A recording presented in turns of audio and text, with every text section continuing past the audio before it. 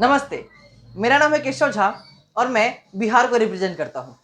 बिहार पे आऊँ उससे पहले मैं डेवलप्ड इंडिया के बारे में कुछ कहना चाहूँगा कि अगर हमको अपने देश को, भारत देश को डेवलपिंग से डेवलप्ड की ओर लेके जाना है तो हमारे देश के लोकतंत्र के जो 4 स्तंभ हैं, न्यायपालिका, कार्यपालिका, विधायिका और मीडिया, हमें इसे मजबूत और निष्पक्ष बनाना होगा।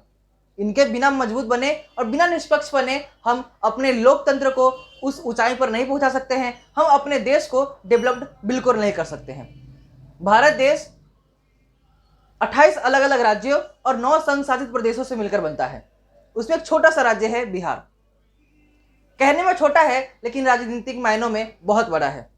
सांस्कृतिक विरासत तो बिहार को मिली ही है, लेकिन अगर हमको इंडिया को डेवलप करना है तो छोटी शुरुआत करते हुए पहले बिहार को भी डेवलप करना पड़ेगा।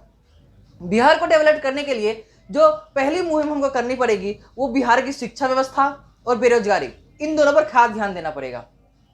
खैर, बिहार की शिक्षा व्यवस्था जो भी कहे थोड़ी बहुत ठीक ठाक भी है, लेकिन जो बेरोजगारी है बिहार में, उसके लिए सरकार को काफी ध्यान देना पड़ेगा। उस पर हम सबको ध्यान देना पड़ेगा उस पर, क्योंकि अगर ये कोरोना काल भी हम देखें तो ज्यादातर जो मजदूर थे वो उत्तर प्रदेश और बिहार के ही थे, जिसमें बिहार के खास करके ये लोग क्यों अपने राज्य से दूसरे राज्य में आते हैं, क्योंकि उनको उस तरह का रोजगार उनको नहीं मिल पाता जिस तरह का रोजगार उनको चाहिए रहता है, इसलिए वो किसी और राज्य की ओर कूच करते हैं। तो अगर हमें डेवलप्ड नेशन के तहत बिहार को डेवलप करना है तो उसके लिए बिहार की शिक्षा व्यवस्था और बेरोजगारी को, अनएम्प्लॉयमेंट को दूर करना पड़ेगा। मैं अपना ही उदाहरण देता हूँ, मैं भी शिक्षा के लिए ही बिहार से महाराष्ट्र में आया हूँ।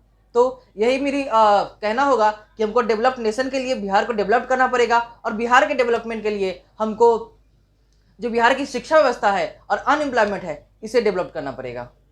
धन्यवाद।